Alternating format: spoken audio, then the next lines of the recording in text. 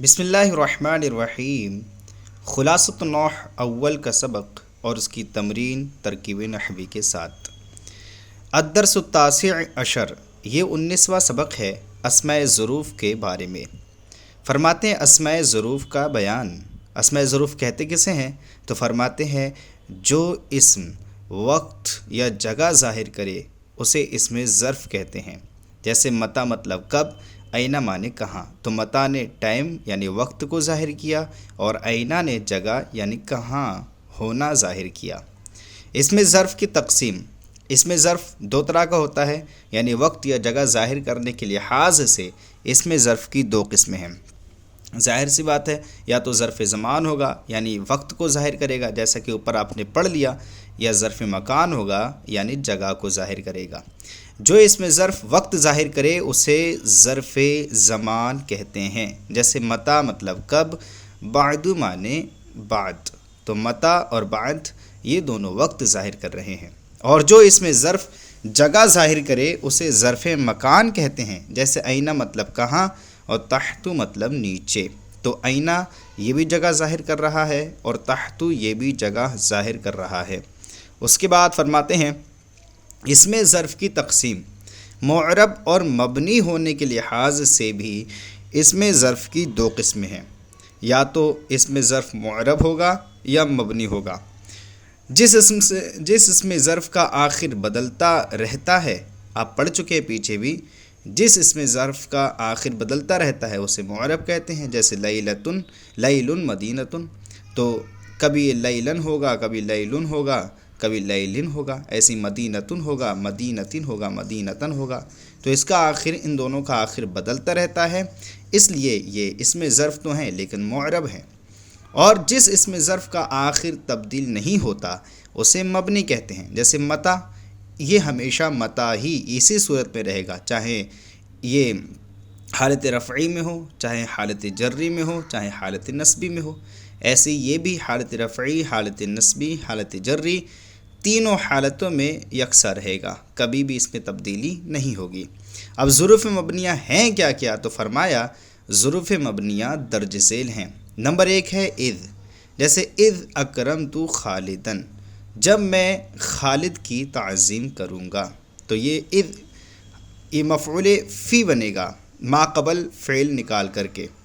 یہ پورا جملہ اس کا مضاف الیہ ہے اور اذ یہ اس کے ساتھ مل کر کے مفعول فی بنے گا، اور مفعول فی منصوب ہوتا ہے لیکن اس کے باوجود بھی یہ مبنی ہونے کی وجہ سے مبنی بر سکون ہے۔ نمبر 2 ہے مذ، یہ بھی نہیں بدلتا، یہ بھی ایسا ہی رہتا ہے۔ اس کا ترجمہ ہے سے، جیسے ما رأیتہ مذ امسی، میں نے اس کو کل سے نہیں دیکھا۔ نمبر 3 ہے منذ۔ منذ بھی اپنی حالت رفعی، حالت نصبی، حالت جری میں تینوں حالتوں میں ایک سا ہی رہے گا لفظی اعتبار سے، کیونکہ یہ مبنی ہے۔ ما رأیتہ منذ سنۃ، میں نے اس کو 1 سال سے نہیں دیکھا۔ لدا یہ بھی مبنی ہے۔ القلم لدا زید، قلم زید کے پاس ہے، یہ ہمیشہ لدا اسی صورت میں رہے گا۔ نمبر 5 ہے لدن۔ لدن مطلب بھی پاس ہوتا ہے، جیسے القلم لدن کا، قلم تیرے پاس ہے۔ نمبر 6 ہے امسی، گزشتہ کل، جیسے جئت امسی، تو کل آیا، تو یہاں پر یہ امسی بھی ہمیشہ جو ہے کیا رہے گا؟ مبنی رہے گا، یعنی اس کا آخر ہمیشہ کسرہ رہے گا، مبنی بر کسرہ یہ ہمیشہ رہے گا۔ لیکن اگر اس پر الف لام آ گئے تو اس کے احکام بدل جاتے ہیں، بغیر الف لام کے یہ مبنی ہی رہتا ہے۔ نمبر 7 ہے قطو۔ قطو مطلب کبھی، ماضی کے لیے آتا ہے۔ لم اراہ قطو، یعنی میں نے اسے کبھی نہیں دیکھا۔ اعودو کبھی مستقبل میں آتا ہے، جیسے لا اراہ اعودو، میں اس کو کبھی نہیں دیکھوں گا۔ تو یہ قطو معنی بھی کبھی آتا ہے اور اعوذ معنی بھی کبھی آتا ہے، لیکن یہ ماضی کے لیے آتا ہے اور یہ مستقبل کے لیے آتا ہے۔ نمبر 9 ہے ایانہ، یہ بھی مبنی ہے۔ ایانہ ساعۃ، قیامت کا دن کب ہے۔ اذا یہ بھی مبنی ہے۔ کل اذا جعت، کھا جب تجھے بھوک لگے۔ کیفا مطلب کیسا، یہ بھی مبنی ہے اور ظرف ہے۔ کیفا زیدن، تو کیسا ہے۔ متی مطلب کب ہے اور یہ بھی مبنی ہے اور مفعول فی ہے یعنی ظرف زمان ہے، متی الذہاب کب جانا ہے، اور اینہ مطلب کہاں ہے، یہ بھی مبنی ہے، اینہ خالد خالد کہاں ہے، انہ مطلب کہاں، یہ ظرف مکان ہے اور یہ بھی مبنی ہے، اس کا مطلب ہے انہ ملک بادشاہ کہاں ہے۔ نمبر 15 ہے حیث، حیث بھی مبنی ہے اور یہ ظرف مکان ہے، اجلس حیث المنظر جمیل، بیٹھ جہاں منظر خوبصورت ہو۔ اب فرما رہے یہ تو ظروف مبنیہ تھے اوپر، اب ظروف معربہ کے بارے میں بتا رہے۔ ظروف معربہ کئی ہیں لیکن ان میں سے قبل، بعد، تحت، فوق ان کا قاعدہ بالکل مختلف ہے، تو ان کو تھوڑا ہائٹ لائٹ کیا ہے کہ قبل، بعد، تحت، فوق جو ہیں اگر ان کا مضاف یہ مضاف ہوں اور ان کا مضاف له مذکور نہ ہو تو یہ مبنی ہوں گے، یعنی آپ کو آگے بتائیں گے قبل، بعد، تحت، فوق کی 3 صورتیں ہیں۔ نمبر 1 یہ ہے اگر مضاف ہوں اور ان کا مضاف له مذکور نہ ہو، لفظوں میں نہیں دکھتا ہو تو یہ مبنی ہوں گے، جیسے زید فوق، زید اوپر ہے۔ اب فوق جو ہے یہ مضاف ہے اور اس کے بعد مضاف له ہونا چاہیے لیکن وہ محذوف ہے۔ اب جب اس کا مضاف له جو ہے دور کر دیا گیا تو اب اس کو مبنی کر دیا گیا، لیکن اگر مضاف له مذکور ہوتا تو یہ معرب ہوتا۔ وہی آگے بتا رہے ہیں، اور اگر یہ مضاف نہ ہو یا مضاف تو ہو مگر ان کا مضاف له بھی مذکور ہو تو یہ معرب ہوں گے۔ اوپر یہ تھا کہ مضاف تھا لیکن اس کا مضاف له مذکور نہیں تھا، اور ایک صورت یہ ہے کہ مضاف ہو اور مضاف له بھی ہو تو یہ معرب ہوگا، اور اگر مضاف ہی نہ ہو تب بھی معرب ہوگا، یعنی مضاف ہی نہ ہو تب بھی معرب، اور مضاف ہو اور اس کا مضاف له مذکور ہو تب بھی معرب، اور اگر مضاف ہو اور مضاف له مذکور نہ ہو تو یہ مبنی۔ جیسے جئت قبلا، تو اب قبلا یہ مضاف نہیں ہے ابھی بلکہ بغیر مضاف بغیر اضافت کے اس کو ذکر کیا گیا ہے تو یہ معرب ہے، قبلا قبل قبل ہو سکتا ہے۔ اور جئت قبل خالد، ابھی اس کا یہ مضاف ہے اور اس کا مضاف له بھی ذکر کیا گیا ہے تو یہ ابھی بھی معرب ہے۔ تو 2 صورتوں میں معرب رہے گا اور ایک صورت میں مبنی رہیں گے، یہ 4 لفظ قبل، بعد، تحت، فوق، یہ 4 ظروف۔ اب فرما رہے ہیں قواعد و فوائد۔ نمبر 1 قاعدہ یہ ہے کہ لا غیر اور لیسا غیر مبنی علی الضم ہوتے ہیں۔ کیا ہوتے ہیں؟ مبنی علی الضم ہوتے ہیں۔ جا زید لا غیر، یعنی زید آیا اس کے سوا کوئی نہیں آیا، زید کے سوا کوئی نہیں آیا، یا لیسا غیر یہ بھی مبنی ہوتے ہیں، جا زید لیسا غیر زید کے سوا کوئی نہیں آیا۔ اسی طرح حسبو بھی جبکہ یہ ان دونوں کے معنی میں ہو، یعنی یہ لا غیرو یا لیسا غیرو کے معنی میں ہو تو یہ بھی مبنی علی الضم ہوتا ہے، جیسے جاء بکر فحسبو بکر آیا اس کے علاوہ کوئی نہیں آیا۔ نمبر 2 قاعدہ ہے جو اس میں ظرف معرب کسی جملے کی طرف یا لفظ اذ کی طرف مضاف ہو اسے مبنی علی الفتح پڑھنا جائز ہے، یعنی اگر کوئی اس میں ظرف معرب تھا لیکن وہ کسی جملے کی طرف مضاف ہو گیا یا لفظ اذ کی طرف مضاف ہو گیا تو ابھی اسے اس وقت علی المبنی علی الفتح پڑھنا جائز ہے، جیسے ھذا یوم یفوز المجتہد۔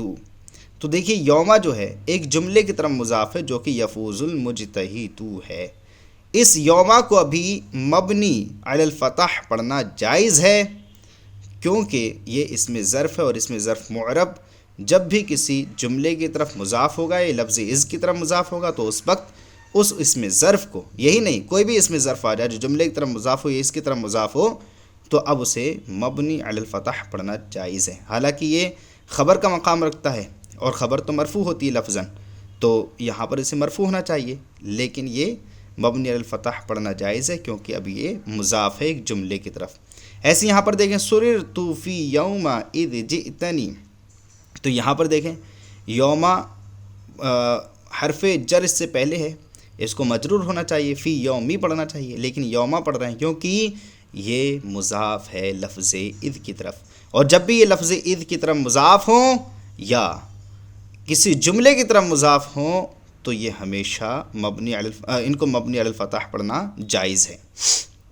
تو سررت فی یوم اذ جئتنی ترجمہ ہے پہلے کا، ھذا یوم یفوز المجتہد، یہ وہ دن ہے جس دن مجتہد کامیاب ہوتا ہے، یہ اس کا دن ہے جو مجتہد کامیاب ہوتا ہے، یعنی محنت کرنے والا کامیاب ہوتا ہے۔ سررتو، میں خوش ہوں اس دن میں جب تو میرے پاس آئے۔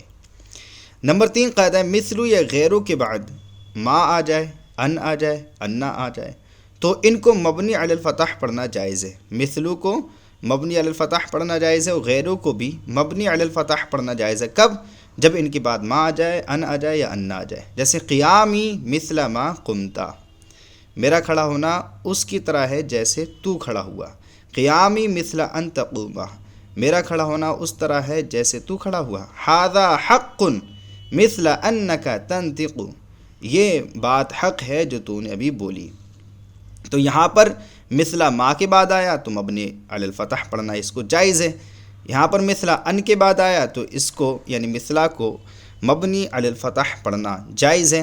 مثلا انا کے بعد آیا مثلا کے بعد انا آیا تو مثلا کو مبنی علی الفتح پڑھنا جائز ہے۔ اب آئیے تمرین کو حل کرتے ہیں۔ تمرین نمبر 1، سوال نمبر 1 ہے اس میں ظرف اور اس کی قسمیں بتائیں۔ اس میں ظرف کسے بولتے ہیں؟ جو اسم وقت یا جگہ کو ظاہر کرے اسے اس میں ظرف کہتے ہیں۔ اور اس کی کتنی قسمیں؟ 2 قسمیں، اس میں ظرف اور اس میں ظرف زمان اور اس میں ظرف مکان، یعنی ظرف زمان، ظرف مکان۔ سوال نمبر 2 ہے ظروف مبنیہ کون کون سے ہیں؟ تو آپ نے ظروف مبنیہ بہت سارے پڑھے تھے جو کہ یہ ہیں اذ، مذ، منذ، لدا، لدن، امسی، قط، عوض، ایانا، اذا، کیفا، متا، اینا، انا، حیث وغیرہ۔ اس کے بعد سوال نمبر 3 ہے قبل، فوق معرب ہیں یا مبنی ہیں؟ تو قبل، فوق، ایسی بعد، تحت جو ہیں یہ مبنی ہوں گے اس وقت جب یہ مضاف ہوں اور ان کا مضاف لے مذکور نہ ہو، اور معرب ہوں گے 2 حالتوں میں، جب یہ مضاف ہوں اور ان کا مضاف لے مذکور ہو، نمبر 2 سرے سے یہ مضاف ہی نہ ہو۔ لا غیر معرب ہے یا مبنی ہے؟ تو لا غیر جو ہے آپ نے پڑھا تھا لا غیر اور لیسا غیر مبنی علی الضم ہوتے ہیں، لا غیر اور لیسا غیر مبنی علی الضم ہوتے ہیں، تو یہ مبنی ہے۔ غلطی کی نشاندہی فرمائیے۔ تو فرماتے ہیں جو فعل وقت یا جگہ ظاہر کرے اسے اس میں ظرف کہتے ہیں، غلط ہے۔ صحیح یہ ہے جو اسم وقت یا جگہ ظاہر کرے اسے اس میں ظرف کہتے ہیں۔ نمبر 2 ہے اذا اور فوق کبھی معرب اور کبھی مبنی ہوتے ہیں۔ جواب درست یہ ہے اذا ہمیشہ مبنی ہوتا ہے اور فوق کبھی معرب اور کبھی مبنی ہوتا ہے۔ لیسا غیر مبنی علی الفتح ہوتا ہے۔ نمبر 3 جواب یہ ہے کہ لیسا غیر مبنی علی الضم ہوتا ہے۔ نمبر 4 سوال ہے یعنی غلط جواب جو دیا ہے یہاں پر وہ یہ ہے جو اس میں ظرف مضاف ہو اسے مبنی علی الفتح پڑھنا جائز ہے۔ جو اس میں ظرف مضاف ہو اسے مبنی علی الفتح پڑھنا جائز ہے، تو اس کو اس طریقے سے بنائیں گے جو اس میں ظرف معرب کسی جملے کی طرف یا لفظ اذ کی طرف مضاف ہو اسے مبنی علی الفتح پڑھنا جائز ہے۔ نمبر 5 ہے مثلو یا غیرو کے بعد ما، ان یا انا ہو تو یہ مبنی علی الفتح ہوتے ہیں۔ تو ٹھیک یہ ہے مثلو اور غیرو کے بعد ما، ان، انا ہو تو ان کو مبنی علی الفتح پڑھنا جائز ہے، ہوتے نہیں ہے بلکہ جائز ہے، آپ پڑھ سکتے ہیں۔ آگے تمرین نمبر 3 ہے معنی پر غور کرتے ہوئے ظرف زمان اور ظرف مکان الگ الگ کیجیے۔ تو ہمیں معنی پر غور کرتے ہوئے ظرف زمان کو اور ظرف مکان کو الگ الگ کرنا ہے۔ تو فوقو جو ہے اوپر کے معنی میں ہے، یعنی یہ جگہ ظاہر کر رہا ہے لہٰذا ظرف مکان ہے۔ متا کب کے معنی میں ہے، یعنی ظرف زمان ہے، وقت کو ظاہر کر رہا ہے۔ تحتو یہ نیچے کے معنی میں ہے، یعنی یہ ظرف مکان ہے۔ ایانا کب، یہ بھی ظرف مکان ہے۔ عوضو کبھی بھی یہ ظرف زمان ہے کیونکہ وقت ظاہر کر رہا ہے۔ اذ مطلب جب، یہ بھی ظرف زمان ہے۔ سنتن مطلب سال، یہ بھی ظرف زمان ہے کیونکہ وقت کو ظاہر کر رہا ہے۔ اینہ مطلب کہاں، یہ ظرف مکان ہے کیونکہ جگہ کو ظاہر کر رہا ہے۔ قبلو یہ ظرف زمان ہے، ظرف مکان ہے کیونکہ پہلے یعنی وقت کو ظاہر کر رہا ہے، جگہ کو ظاہر کر رہا ہے۔